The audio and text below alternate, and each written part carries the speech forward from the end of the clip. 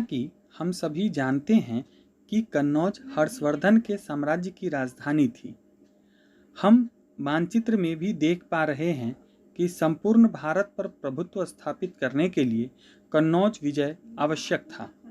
इसलिए कन्नौज को अपनी सीमा में मिलाने के लिए उस समय के 3 प्रमुख राज्य दक्षिण भारत के राष्ट्रकूट, उत्तर पूर्व भारत के पाल एवं पश्चिम मध्य भारत के गुर्जर प्रतिहार शासक आपस में लगातार संघर्षशील रहते थे।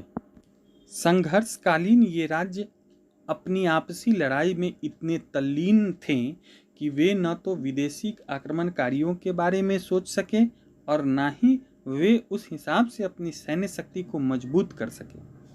परिणाम स्वरूप जब महमूद गजनवी और मोहम्मद गौरी ने भारत पर आक्रमण किया तो स्थानीय शासक इस स्थिति में नहीं थे कि वे इन विदेशी आक्रमणकारियों का सामना कर सके।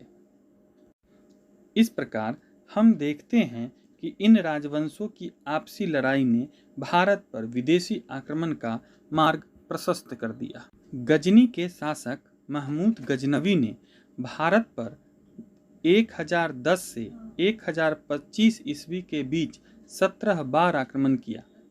उसने अपने प्रत्येक आक्रमण में अकूत धन दौलत लूटा। गजनवी का सबसे प्रमुख आक्रमण 1025 का आक्रमण था, जिसमें उसने सोमनाथ मंदिर को लूटा। महमूद गजनवी के भारत पर आक्रमण के कई दूरगामी परिणाम हुए। जैसे इस आक्रमण ने भारत की आंतरिक कमजोरी को सबके सामने ला दिया।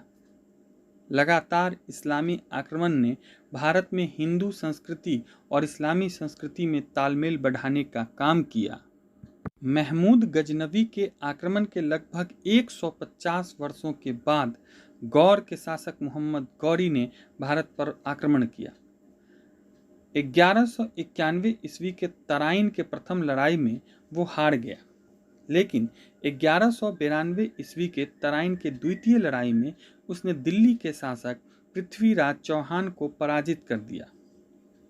इस विजय ने भारत में हिंदू साम्राज्य के पतन के मार्ग को प्रशस्त करने का काम किया, तो दूसरी ओर इसने भारत में इस्लामी साम्राज्य का बीजारोपण करने का भी काम किया, जिसकी चर्चा हम अगले